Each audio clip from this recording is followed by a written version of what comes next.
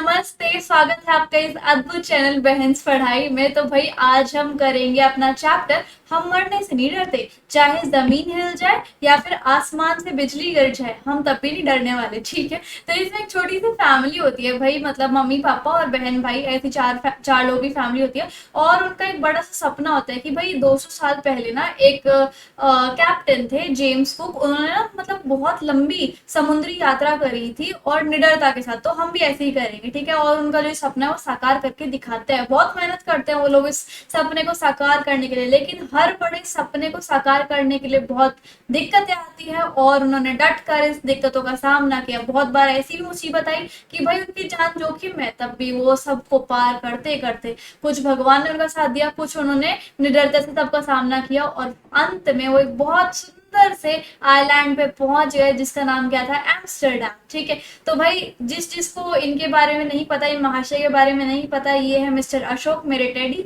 ये भी आप लोगों के साथ पढ़ेंगे। तो स्टार्ट करते हैं अपने chapter. We are not afraid to die without any. Now जो नरेटर होते हैं, मतलब जो स्टोरी को लिख रहे होते हैं, वो 37 ईयर्स ओल्ड के बिजनेसमैन होते हैं। उनकी एक वाइफ होती है जिसका नाम क्या होता है, मैरी, और उनके दो बच्चे होते हैं। एक का नाम होता है जोनाथन, 6 साल का है वो, और सुजैन उनकी बेटी, वो 7 साल की है। ठीक है। वो एक समुद्री यात्रा पे जाते हैं। कब का टाइम है, जुलाई 1976 का। और सबसे पहले उन्होंने स्टार्टिंग कहाँ से की थी, इंग्लैंड प्लायमाउथ से। ठीक है। वो एक बहुत लंबी सी सी ट्रिप पूरी करना चाहते हैं पूरे वर्ल्ड की। और पहले कैप्टन थे जेम्स कुक, उन्होंने 200 साल पहले समुद्री यात्रा करी थी पूरे विश्व की। और अब ये चारों लोग भी वैसे ही करना चाहते हैं। ठीक है। नरेटर और उनकी वाइफ मैरी ने ना 16 साल बिता दिए थे, मतलब शिप के एक्सपीरियंस को, अपनी सी फेयरिंग स्किल्स को अच्छा करने के लिए, कि भाई अगर वेदर कंडीशंस बुरी हो जाए तो हमें कैसे शिप को संभालना है, कैसे अपनी जान बचानी है। ऐसे ऐसे करके उन्होंने 16 साल इसी काम में बिता दिए। ठीक है।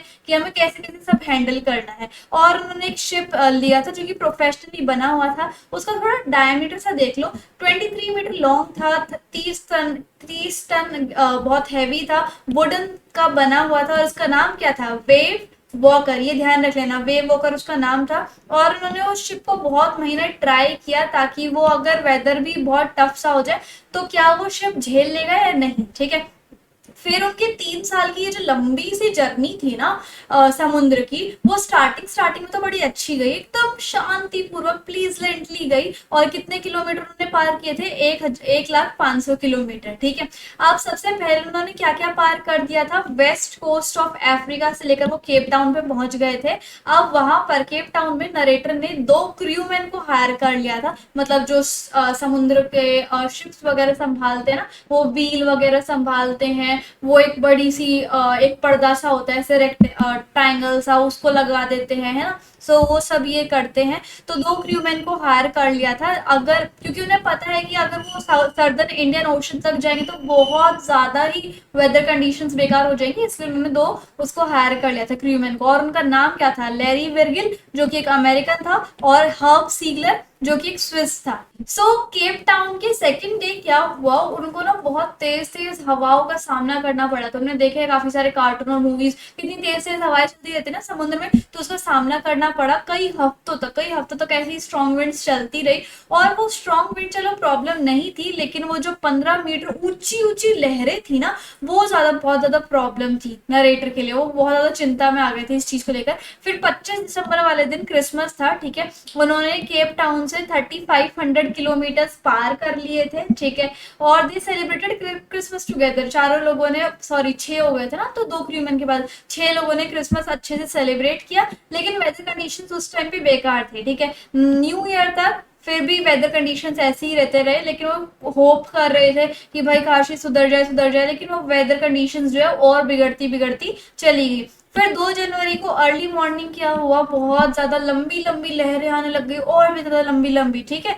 और वो बुरी तरीके से सेल कर रहे थे उन लंबी लंबी लहरों में। और ना एक रेक्टेंगल बोल रही हूँ, ट्रायंगल से कपड़ा सा होता है बड़ा, ऐसे कुछ ऐसे टाइप का ट्रायंगल, उसको हम बोलते हैं स्मॉल स्ट्रॉन्ग जिप। वो ऐसे फहरा देते हैं ताकि जो शिप है ना वो थोड़ा मेंटेन कर ले अपने आप को हवाओं में और लंबी लंबी लहरों में, ठीक है। सो ये था when the ship was selling. अच्छा एक बात बता दूं, अगर तुम्हें ये वाले नोट्स चाहिए तो टेलीग्राम पे फॉलो कर लेना, डिस्क्रिप्शन बॉक्स में लिंक है।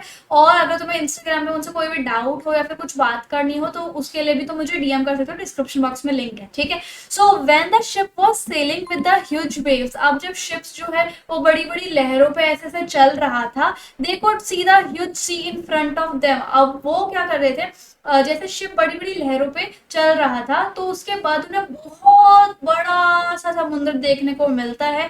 वो जो नॉइज थी ना, वो जो आवाज थी बड़ी बड़ी लहरों की और स्ट्रॉन्ग हवाओं की, वो कानों को चुभ रही थी, बहुत दिक्कत दे रही थी कानों को, ठीक है। फिर उन्होंने क्या किया, वो जो ट्राइंगल सा वो कपड़ा लगाया था जिसको हम स्ट्रॉन्ग जिप बोलते हैं, वो उन्होंने ड्रॉप कर दिया ताकि शिप की जो थोड़ी गति है, थोड़ी जो स्पीड है उसको थोड़ा कम कर दें, ठीक है। फिर उन्होंने क्या किया, and hit a heavy morning rope across the back part of the ship in a loop. और शिप का जो पिछला भाग है, बैक वाला पार्ट है, वहां पर एक रस्सी सी उन्होंने लगा दी थी एक गोले में से, ठीक है। They lashed everything with double force, they put on oil skin. और उन्होंने और भी थोड़ी तैयारी कर ली थी, डबल फोर्स में वो लगा गए थे, ऑयल स्किन लगा ली थी, लाइफ जैकेट पहन ली थी, ठीक है। और उसके बाद वो राफ्ट ड्रिल्स करने लग गए, और कि मतलब उन्हें थोड़ा लगा कि क्या पता ये हमारी जान के लिए बहुत जोखिम हो, इसलिए उन्होंने पहली लाइफ जैकेट पहन के रख ली थी, ठीक है। फिर 6 बजे क्या हुआ था, एक बहुत ही ज्यादा शांत सन्नाटा छा गया था सारी जगह पे, ठीक है। ऐसा लग रहा था कि कुछ बहुत बड़ा डिजास्टर सा होने वाला है। अचानक से जितनी भी हवाएं थी वो रुक गई, ठीक है। स्काई जो था वो बहुत डार्क हो गया था, बड़े बड़े डार्क डार्क क्लाउड्स जो है वो सामने आ रहे थे, ठीक है। A huge cloud were coming toward the ship, ship से एक बहुत पास में एक बहुत बड़ा क्लाउड सा आता हुआ दिख रहा था। लेकिन बाद में जब नरेटर ने उसको ध्यान से देखा ऐसे ऐसे करके, तब वो क्या निकली, बहुत बड़ी सी लहर निकली वो, ठीक है। So the wave was perfectly vertical, ऐसी सीधी खड़ी हुई लहर थी वो, ठीक है। And it was twice the height of the previous wave, और जितनी पहले बड़ी बड़ी लहरें आ रही थी यानी कि 15 फुट की, उससे तो बहुत डबल थी, यानी कि 30 फुट की लहरें थी वो, ठीक है।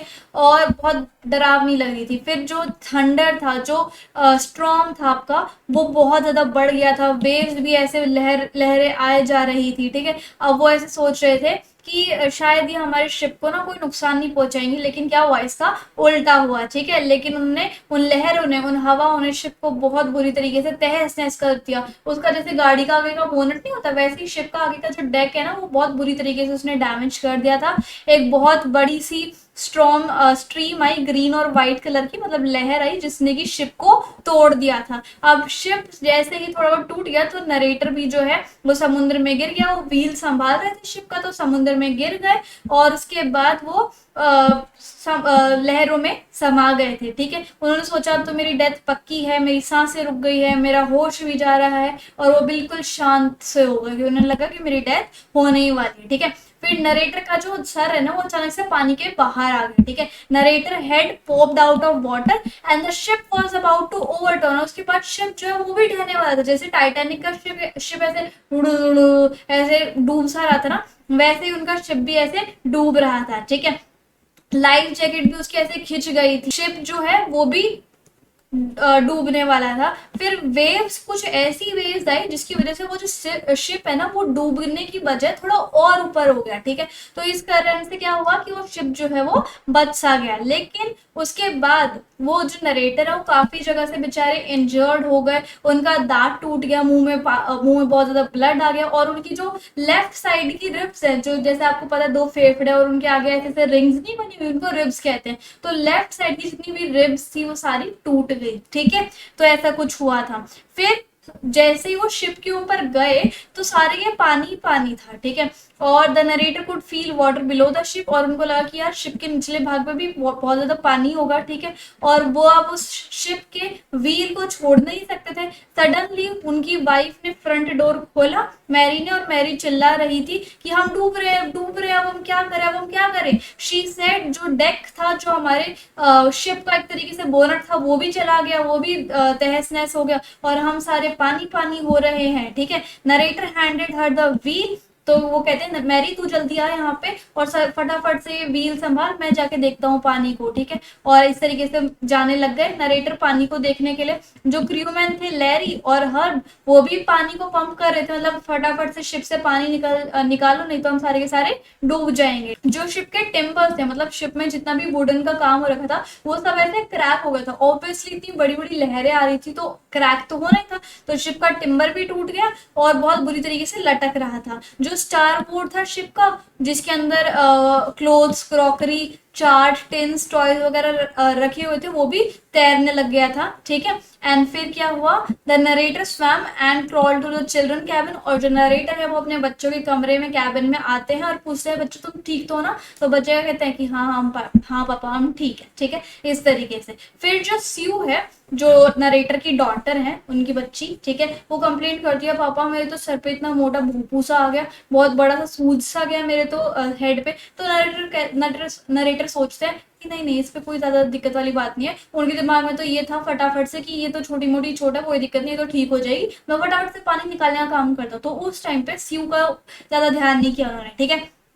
सो मेजर जो काम था सबको बचाना, सबकी जिंदगी बचाना, वो हो गया था। नरेटर जो है उनको बहुत सारे स्क्रूज मिल गए, हैमर मिल गए, कैनवास मिल गया और वो डेक पे जाते हैं उसकी मरम्मत करने के लिए। जो स्टारबोर्ड गिर गया था, ब्रोक हो गया था, उसकी वजह से बहुत ज्यादा पानी अंदर आ रहा था। अगर नरेटर उस प्रॉब्लम को फिक्स नहीं करते तो ऑब्वियसली उनका जो वो शिप है वो डूब जाता पानी के अंदर, ठीक है। फिर क्या हुआ, नरेटर ने कैनवस को स्ट्रेच किया। कैनवस ये तुम देख रहे हो ना, ये पर्दे से ये स्ट्रेच की उन्होंने, ऐसे मतलब जैसे पर्दे लगा देते हैं हम, वैसे ही शिप में वो जो पर्दा था तो उनको स्ट्रेच किया। और उसके बाद जो काफी सारे गड्ढे हो गए थे उसको वहां पे वाटर प्रूफिंग की, थोड़ा बहुत की उन गड्ढों को भरा ताकि वहां से पानी ना आए, ऐसे कुछ किया, ठीक है। Some water streamed below and was now deflected over the side. और कई जो जगह डिफेक्टेड थी वो सब भी ठीक होने लगे और पानी जो है वो नीचे जाने लग गया, ठीक है। बहुत सारे हैंडपंप उखड़ गए थे, वो आसपास फ्लोट कर रहे थे कैबिन के आसपास। और उसके बाद इलेक्ट्रिक पंप में भी शॉर्ट सर्किट हो गया था, ठीक है। जैसे जैसे पानी का लेवल और बढ़ता गया, शिप में और पानी बढ़ता गया, तो नरेटर को 2 हैंडपंप मिले और वो हट गए थे जब वेव का हमला वगैरह हुआ था। रोप, जिब और स्मॉल बोट भी और एंकर भी, ये सब भी हट गए। और इलेक्ट्रिक पंप उनको दूसरा मिल गया था चार्ट रूम के पास, और उन्होंने दोनों चीजों को कनेक्ट कर दिया पाइप के साथ, और वो सारे के सारे काम करने लग गए थे। पूरी रात ऐसी निकल गई उनको पानी निकालते निकालते, स्टीयरिंग व्हील संभालते संभालते, रेडियो के साथ काम करते करते। रेडियो क्या होता है कि सिग्नल भेजना, कि कहीं से हमें कोई सिग्नल मिल जाए, इस तरीके से। वो रेडियो भी काम नहीं कर रहा था क्योंकि वो इतने रिमोट पार्ट में आ गए थे वर्ल्ड के कि वहां पे कोई भी सिग्नल मिल ही नहीं सकता था। तो ऐसी उनके साथ सिचुएशन हो गई थी, ठीक है।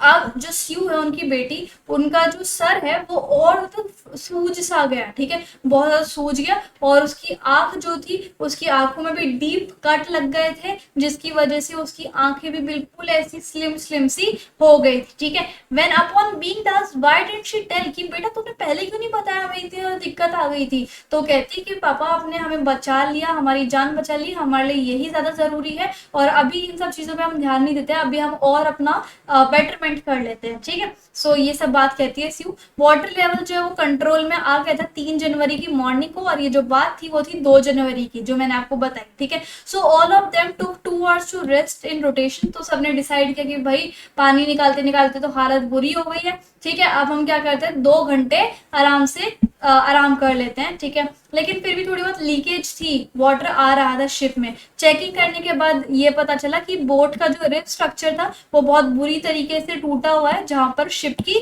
तली है, बेस है, वहां तक टूटा हुआ था, ठीक है। जो स्टार बोर्ड का पूरा सेक्शन है वो उसके भी धज्जियां उड़ी हुई थी, पार्ट पार्ट में वो बिखरा हुआ था, है ना। फिर क्या होता है, शिप की कंडीशन बहुत बुरी थी और लग नहीं रहा था कि हम ऑस्ट्रेलिया भाई पहुंच ही पाएंगे या नहीं, ठीक है। और उनका तो सपना था कि वर्ल्ड टूर, वर्ल्ड जो सी वॉयज है वो करना ही करना है। नरेटर ने चार्ट को चेक किया, कैलकुलेट किया कि भाई बीच में ऑस्ट्रेलिया तक पहुंचने से पहले बीच में 2 आइलैंड हैं, ठीक है। इतने किलोमीटर पे ईस्ट में। पहला तो है इले एम्स्टर्डम और दूसरा कौन सा है, फ्रेंच साइंटिफिक बेस। तो हमें यहाँ पर रुकना चाहिए, ये बेटर है, क्योंकि ऑस्ट्रेलिया तक तो मेरे को लग नहीं रहा कि ये शिप पहुंच जाएगा, और अभी तो और भी ज्यादा रफेस्ट टफेस्ट जो वेदर कंडीशन है वो आने वाली है। ठीक है, their only hope was to search and reach the island. उनकी एक लास्ट होप यही थी कि भगवान हमें बस आइलैंड तक पहुंचा दे, हम बस इतना ही चाहते हैं। ठीक है, so but only the wind and the sea does not cause further damage. काश हमें और ज्यादा डैमेज ना पहुंचे, और हमारे वैसे तो चांसेस कम ही है, लेकिन हम क्योंकि हमारे शिप का जो इंजन है वो भी डिस्ट्रॉय हो चुका है, और अगर कोई और हादसा हो गया तो हम तो बचने नहीं वाले बाबा। तो इसलिए हमें भगवान शांति से उस आइलैंड पे ही पहुंचा दे। 36 आवर्स हो गए थे भाई, 4 जनवरी आ गई थी पानी को पंप करते करते। अब बस पानी बस थोड़े से सेंटीमीटर में बचा हुआ था पंप करना, लेकिन वो फिर भी पंप किए जा रहे थे जहां से पानी आ रहा है ऊपर। ठीक है, they could not set sail on the main mast, they hoisted the strong jib and sail toward the two. उसके बाद उन्होंने वो कपड़ा सा लगाया ट्राइंगल सा ऐसे, और उसके बाद वो 2 आइलैंड्स की तरफ निकल पड़े। ठीक है, they had their first meal in 2 days, 2 meals, 2 दिनों के बाद उन्होंने पहली बार बेचारों ने खाना खाया, और वो खाना पीना उन्हें मिला था, कहाँ पे मिला था, जैसे कुछ सूप हो ना, कुछ सॉरी मैरी को कुछ जैसे कि कॉर्न बीफ मिल गया था, क्रैकर बिस्किट्स मिल गए थे, तो ये मैरी को मिल गए थे, और उन्होंने बेचारों ने वही खा के अपना काम चलाया। ठीक है, so the rest period was short lived as black clouds build around 4 बजे जो है ना, उसके बाद फिर से काले काले बादल आने लग गई, और तो वरी कर रहा था, है ना।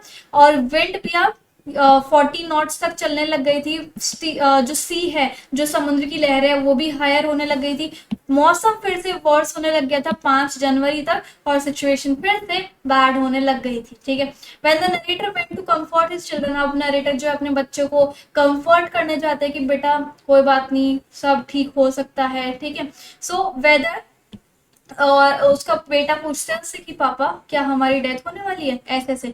तो he try to assure him that they would make it. तो कहते नहीं बेटा, हम कर लेंगे, कुछ ना कुछ करके हम कर लेंगे, हम निकल जाएंगे इस सिचुएशन से, तो टेंशन मत ले। His son replied that they were not afraid to die till they were all together. तो उसका बेटा कहता है पापा हम जब सारे साथ होते हैं ना, तो हमें डरने की कोई बात नहीं है, और हम डरते नहीं है किसी भी मौत से। ठीक है, ऐसे इस तरीके से बोलता है वो। तो इससे क्या होता है, नरेटर को एक हौसला मिलता है, एक मोटिवेशन मिलती है कि नहीं मैं लड़ूंगा इस वेदर कंडीशन से। ठीक है, so he made efforts to protect the weakened starboard side. उसके बाद उसने जो शिप की वो स्टारबोर्ड की साइड होती है, उसने उसको प्रोटेक्ट करने का सोचा, क्योंकि वो बहुत ज्यादा टूट गया था, है ना।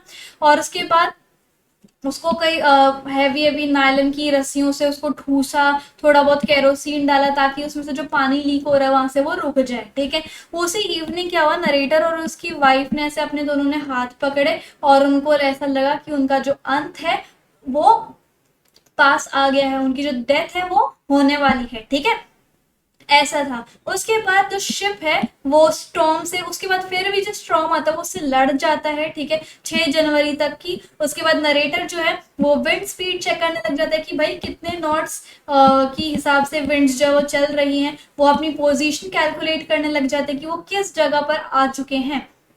फिर अब वो 1050 किलोमीटर की तरफ आ जाते हैं, और 65 किलोमीटर और उन्हें चलना है आइलैंड तक, एम्स्टर्डम के आइलैंड तक पहुंचने के लिए। ठीक है, जैसे नरेटर फिर भी सोच रहे थे, तो उनकी जो डॉटर है स्यू, वो उनके पास आ जाती है, और वो बहुत ज्यादा दर्द में होती है बेचारी। ठीक है, the left side of her head, उसका जो लेफ्ट साइड था ना सर का इधर वाला, वो बहुत ही ज्यादा सूजा हुआ होता है, और उसकी आंखें जो एकदम ब्लैक ब्लैक सी हो जाती हैं। ठीक है, और बिल्कुल ही नैरो हो जाती है, पतली पतली उसकी आंखें हो जाती है, बहुत दर्द में होती है वो। ठीक है, she give him the card, और वो फिर भी अपने पापा को, खुद ने कार्ड बनाया था वो उसने, और अपने पापा को कार्ड देती है। पहले कार्ड पे तो उसकी पेरेंट्स की और उन चारों फैमिली की कार्टून की इमेज बनी हुई होती है, बहुत फनी से लगता है, चारों के चारों हंसने लग जाते हैं कि ये कैसी ड्राइंग बना दी। और कार्ड के अंदर जो है वो इसमें ऐसे लिखा हुआ है, she loved them both and she thank them, और वो अपने मम्मी पापा को बहुत ज्यादा प्यार करती है, और वो उन दोनों को थैंक यू कहती है कि अब उसके बाद नरेटर को कार्ड सुन के, कार्ड पढ़ के ऐसा लगता है कि यार अब तो करना ही करना है, मैं कैसे ना कैसे करके इस शिप को आइलैंड की तरफ लेके आऊंगा ही आऊंगा। ठीक है, लग रही है ना थोड़ी मोटिवेटिंग सी स्टोरी, ऐसे होता है। फिर नरेटर ने रीचेक किया अपनी कैलकुलेशन को, उन्होंने जब वो उनके ऊपर हमला सा हुआ था वेव्स का, तो पहला जो कंपास था उनका वो खो दिया था, दूसरे किसी कंपास से काम चला रहे थे, लेकिन उसकी मैग्नेटिक वेरिएशन ज्यादा सही नहीं थी, सटीक नहीं थी। ठीक है, he estimated the influence of westerly currents, और उसने वेस्टर्नी करंट्स थे, कुछ लहरें थी, तो उनको थोड़ा एस्टिमेट किया है ना, और इंडियन ओशन के फ्लो को भी चेक किया। तो 2 बजे के आसपास वो डेक पे गया और लैरी को कहा कि तुम ना ऐसा करो, जो व्हील है ना शिप का उसको 185 डिग्रीज पे मोड़ दो, और उनको लगा कि अगर हम लकी रहे ना तो 5 बजे तक हमें आइलैंड दिख जाएगा। ठीक है, तो ऐसी सी बात चल रही होती है। देन ही वेंट बिलो, उसके बाद वो नीचे जाता है और भाई वो आराम से सो जाता है। 6 बजे उठता है, बाहर बहुत अंधेरा होता है, उसने सोचा कि यार 6 बजे, मेरे तो 5 बजे का एस्टिमेट था, शायद मैंने फिर से ही आइलैंड को खो दिया है, हमने मिस कर दिया है। वो बहुत चिंता में आ जाते कि यार अब क्या करूं, मैं क्या करूं, हम बच भी पाएंगे इस सिचुएशन से, निकल भी पाएंगे या नहीं निकल पाएंगे, ऐसे ऐसे करके। ठीक है, so the westerly wind more and the ship wasn't capable to sail more. उसके बाद वेस्टर्ली विंड और ज्यादा बढ़ गई, शिप जो है वो और ज्यादा नहीं चल सकता था। एंड उसके बाद उससे पहले क्या हुआ, उसका बेटा जो है उसके पास आता है, नरेटर के पास, और उसको कहता है पापा मेरे को एक हक दे दो, और उसके बाद पीछे से उसकी बेटी जो सू है वो भी अपने पापा के पास आ जाती है। तो वो कहता है अपने बेटे को कि हाँ बेटा तुझे हक क्यों चाहिए। ठीक है, तो उसका सन कहता है आप बहुत पूरे वर्ल्ड में बेस्ट डैडी हो, और बेस्ट डैडी के साथ साथ आप बेस्ट कैप्टन भी हो। ठीक है, तो नरेटर जो है वो रिप्लाई करता है कि बेटा मैं बहुत डरा हुआ हूँ, मैंने आइलैंड भी लूज कर दिया है। और सी उनको कहती है कि अरे हमने तो आइलैंड ढूंढ लिया है, देखो सामने जाके। तो नरेटर जो है वो फटाफट डेक की तरफ जाते हैं और उनको बहुत ज्यादा मिल गया आइलैंड, ऐसे वो रिलीफ करते हैं। ठीक है, they could see the complete outline of the इले एम्स्टरडैम, और वो जो आइलैंड था उसका नाम क्या था, इले एम्स्टरडैम। वो उसकी लाइनिंग देखते हैं, ऐसा लग रहा था जैसे किसी ज्वालामुखी की बड़ी सी चट्टान है। ठीक है, और वहाँ थोड़ी बहुत वेजिटेशन भी है वहाँ पे, कि मतलब थोड़ी बहुत फल फ्रूट वगैरह भी है वहाँ पे। ठीक है, प्लांट्स एंड एनिमल्स की लाइफ है, और सबसे ज्यादा सुंदर आइलैंड है वो वर्ल्ड में, है ना। फिर क्या होता है, वो रस्सी से मतलब जैसे समुद्र का एक किनारा ये आइलैंड है ना, तो रस्सी से अपने शिप को वहां पे थोड़ा ठहर लेते हैं वो, और उसके बाद वो शिप वहां पर खड़ा कर देते हैं। और वहां पर एम्स्टरडैम के 28 इनहेबिटेंट्स थे, जिनकी वजह से शिप वहां पर आराम से खड़ा हो गया।